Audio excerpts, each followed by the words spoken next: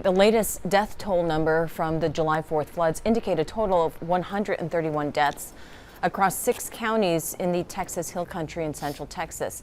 106 in Kerr County. The number of missing people is lower. It went from 161 to 97 missing people in Kerr County. Governor Greg Abbott held a press conference yesterday to give the latest death toll and the number of people missing. He says state and local leaders are working to find everyone.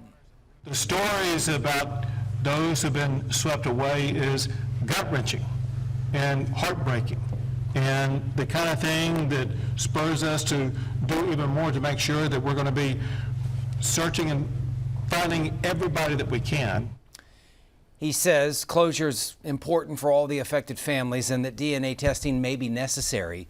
Kerr County officials think their search will continue for the foreseeable future. I've been assured by the governor and the president, we will have the resources to get the job done. How long is it going to take? Who knows? I think we'll still go strong for another month or two, up to maybe 6 months, winding down as we move on. They're urging the public to be patient as search and recovery continues. A flood watch remains in effect this morning after heavy rain soaked the region Monday, hampering some search efforts. However, many residents say they're grateful for all the support their community continues to receive. This tragic event has proven the greatness of humanity. Please pray for the families who were affected. Thank you for blessing Kerr County with kind hearts and love of mankind. And that, of course, was from the Kerr County Commissioner's Court yesterday. Amid the ongoing flood response, Kerr County officials say some, including Commissioner Rich Paces, has received threats. They say more answers will come once rescue missions are complete. This morning, we're learning more about the flooding and evacuation of Camp Mystic. Yeah, the Washington Post is reporting that the director of the Camp Mystic, Dick Eastland, did not begin evacuations until an hour after he got an urgent alert on his phone. 27 campers, as you know, and counselors died, including Eastland, during that flooding on July 4th. A family spokesman told the Washington Post the article is, quote, premature.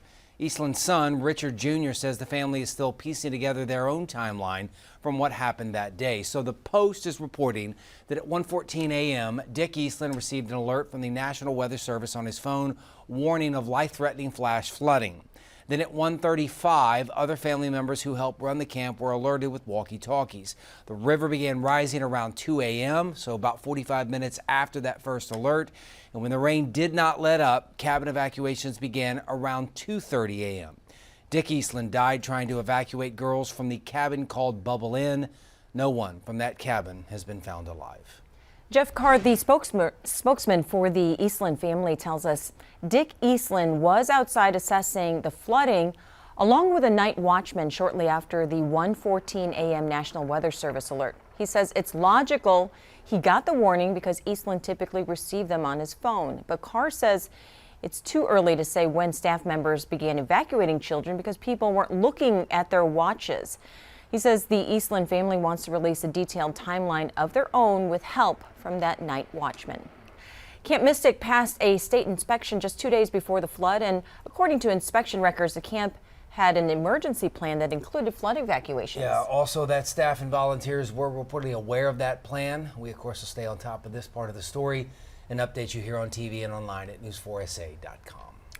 Well, rising water triggered by yesterday's rain has once again cut off access to parts of Kerr County, just as neighbors work to clean up and recover. In the Hunt area, FM 1340, one of the main roads near Camp Mystic, was underwater.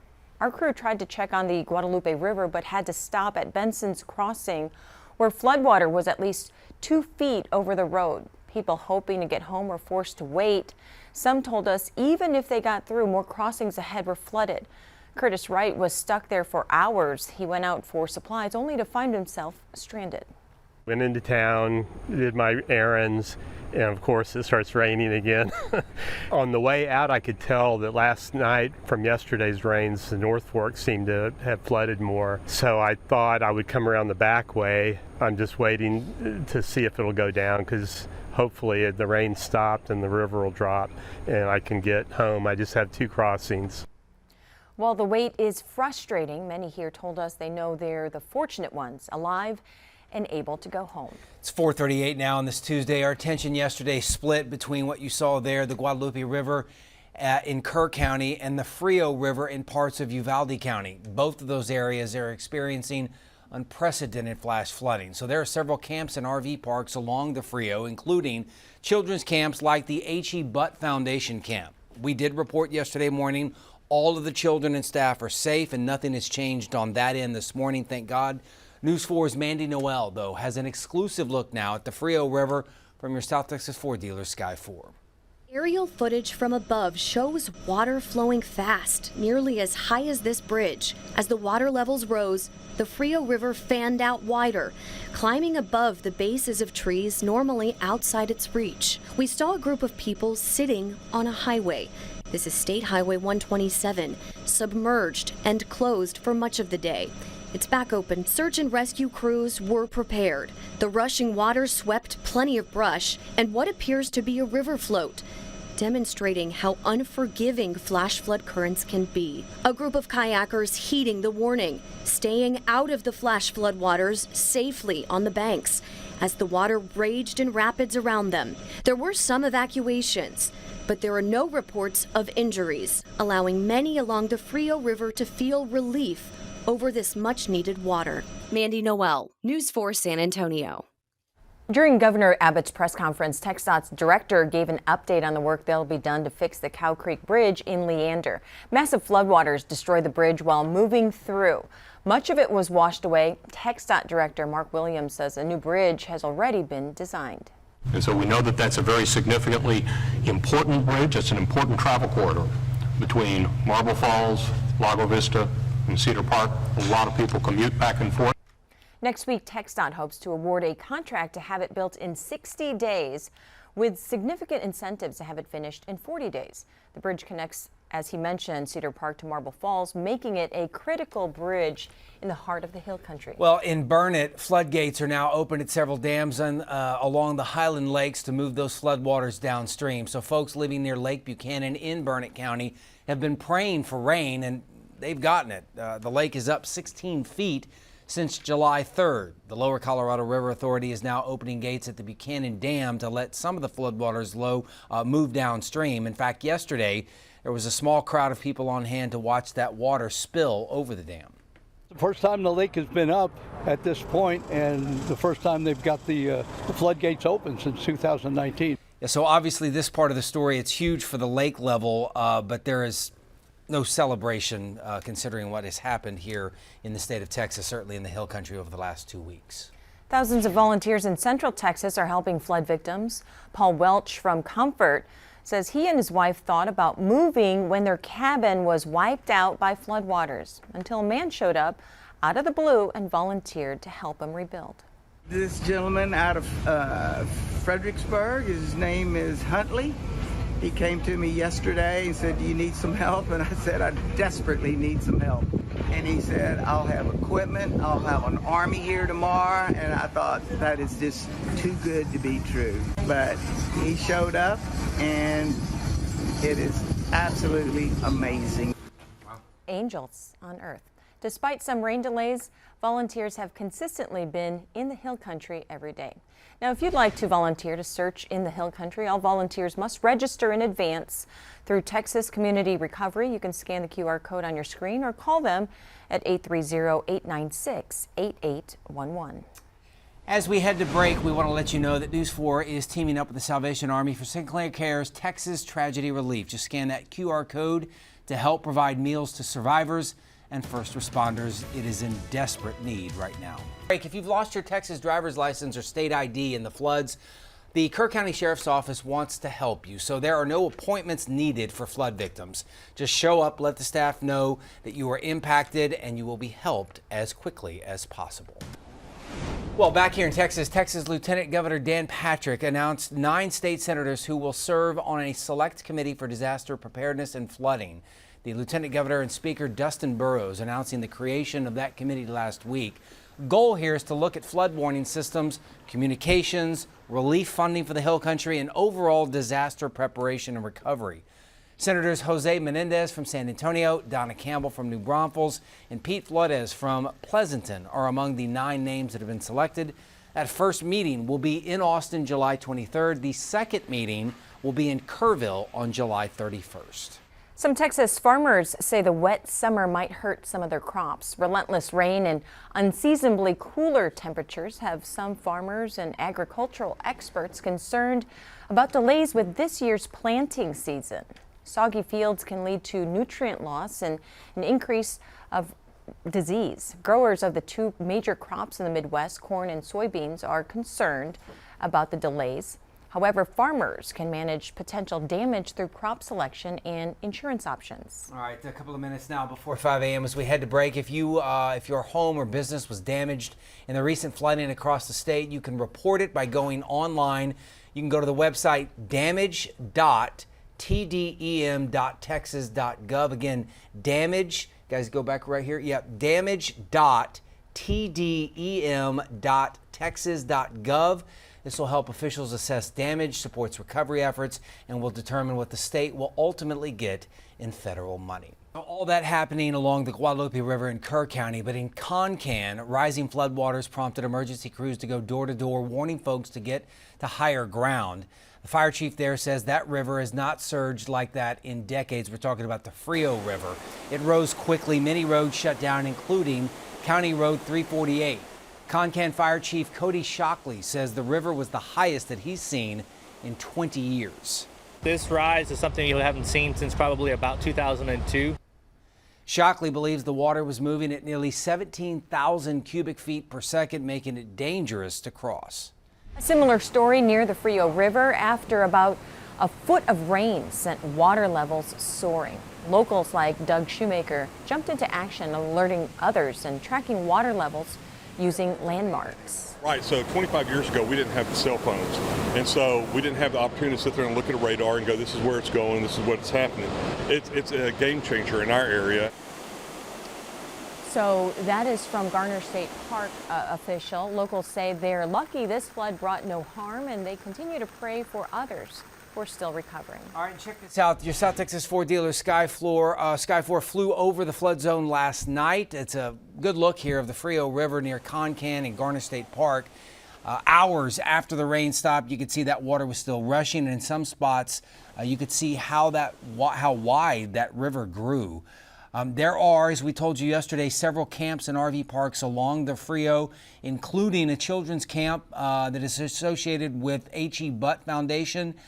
We did report yesterday morning all of the kiddos, the staff, they're all safe at all of those particular camps, and nothing has changed this morning as well. It is 5:12 on this Tuesday. As we go to break, a reminder that Texas Health and Human Services Commission is launching a new crisis support line for folks who have been affected by the flooding. That support line will be available 24/7. It will offer professional crisis counseling for free. Survivors, families, first responders, and others affected by that can call. That's the number, 833-812-2480. All calls are confidential, and they are answered by specially trained folks who work with disaster survivors. In Burnet, floodgates are now open at several dams along the Highlands Lakes to move floodwaters downstream. So folks living near Lake Buchanan there in Burnet County have been praying for rain for months, really. And they've gotten it in a matter of days. That lake is up 16 feet since July 3rd. The Lower Colorado River Authority is now opening gates at Buchanan Dam to let some of that floodwater move downstream. Yesterday, a small crowd on hand to watch that water spill over the dam. The first time the lake has been up at this point, and the first time they've got the floodgates open since 2019. Yeah, so the lake level being up is huge. There is no celebration, obviously, though, considering what's happened here in the state of Texas the last couple of weeks. Time now is 5:15. During Governor Abbott's press conference, TxDOT's director gave an update on the work that they'll be done to fix the Cow Creek Bridge in Leander. Massive floodwaters destroyed the bridge while moving through. Much of it was washed away. TxDOT Director Mark Williams says a new bridge has already been designed. And so we know that that's a very significantly important bridge. It's an important travel corridor between Marble Falls, Lago Vista, and Cedar Park. A lot of people commute back and forth. Next week, TxDOT hopes to award a contract to have it built in 60 days with significant incentives to have it finished in 40 days. The bridge connects Cedar Park to Marble Falls, making it a critical bridge in the heart of the Hill Country. As we head into break, Governor Greg Abbott says the Texas Workforce Commission is now accepting applications for disaster unemployment benefits due to the deadly flooding. You can apply for benefits online through Unemployment Benefit Services or by calling TWC at the number on your screen between 8 a.m. and 6 p.m. Monday through Friday. Applications for benefits have to be submitted by September 4th. Well, this morning, thousands of volunteers in Central Texas are hoping to continue helping flood victims. Folks like Paul Welch from Comfort says he and his wife thought about moving after their cabin was destroyed a couple of weeks ago until a man showed up out of the blue and asked if they needed help. Listen to this. This gentleman out of Fredericksburg, his name is Huntley. He came to me yesterday and said, "Do you need some help?" And I said, "I desperately need some help." And he said, "I'll have equipment, I'll have an army here tomorrow." And I thought, that is just too good to be true. But he showed up, and it is absolutely amazing. Yeah, some folks call them angels. We call them Texans around here. Despite the ongoing rain, volunteers have been out in the Hill Country every day since July 4th. If you'd like to be part of all this, all volunteers must register in advance through the Texas Community Recovery. To do so, scan the QR code you see right there on your screen, or you can call them. The number to call there, 830-896-8811. And we want to let you know that News 4 San Antonio is partnering with the Salvation Army for Sinclair Cares Texas Tragedy Relief.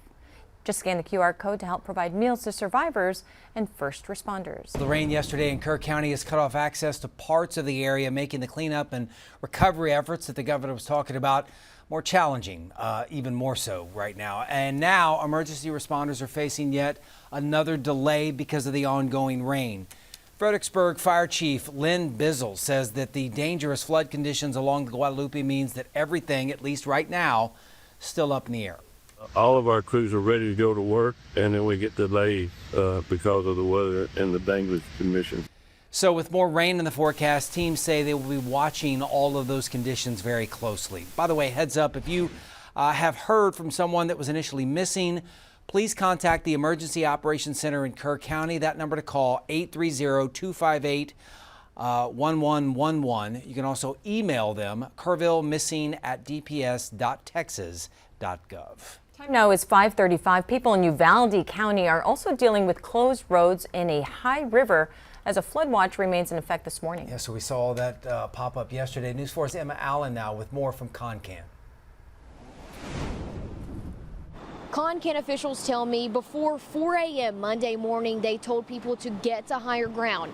And the reason, right behind me, you can hear it, the rising Frio River.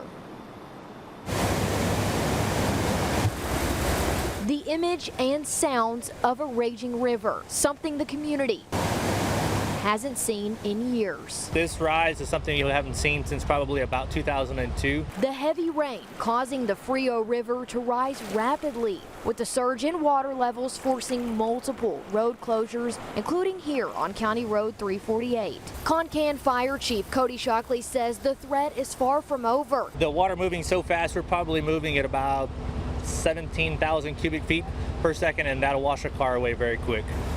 So even just trying to get across it, it's very dangerous. Troy Winkins telling us his kids are on the other side of that impassable road. A situation that's left him feeling helpless, even though he says they are safe. My kids are stranded on the other side. They're over there with some other friends of ours at another cabin. They went over there last night, and I told them to come home, and they didn't feel comfortable driving in the rain, so now they're stuck. For someone who spent his whole life visiting the Frio River, Winkins says this is unlike anything he's ever seen before. Probably 5 or 6 years that I've been up here, it's been record level low. I've never seen it this high. While we were out here, a lot of people came down to get a better look at the river, but the chief advises against that, saying water is unpredictable. Reporting from Uvalde County, I'm Emma Allen. Thank you, Emma, for that. We'll continue to bring you updates on the Hill Country flooding as we get them on air and online at news4sa.com. You can also download our News 4 mobile app to get breaking news sent straight to your phone. Well, back here in Texas, we are continuing our coverage of all of the deadly flooding that has happened across the Texas Hill Country over the last 2 weeks. News 4 San Antonio's Tony Davis is live right now in Kerrville. She spoke with a woman who lost her home due to the floods. Good morning, Tawny. Good morning. No, those search and rescue efforts have been halted the past couple of days due to heavy rains, with officials wanting to drain the reservoirs in search for victims. Now, that woman that we spoke to from Ingram says she was at work when the flooding hit and learned that she lost her home completely. Cooney Wells says she left for work on July 3rd, but had no idea she was coming home to the next day. Coming home the next day to nothing. She got the call from a neighbor about the loss and immediately started looking for a hotel. After days away, Cooney finally got the courage to return and actually see the damage left behind. She says although she may have lost everything, to see communities come together has been amazing. Never seen a community pull together like Kerrville, Comfort, Hondo, Centerpoint. Everybody's coming together, and there's so much love in this area. It's just unreal. God was here the night before. God was here the night it happened, and God is still here. And all I can be is grateful for. Wells says it's important to stay strong during this time. She continues to thank the first responders and the search and rescue teams for their efforts. Now, those search efforts are expected to resume today, weather permitting. We did have some rain a bit earlier, but we will continue to follow those search and rescue efforts and update you on air and online. For now, reporting live in Kerrville, I'm Tawny Davis. Back to you.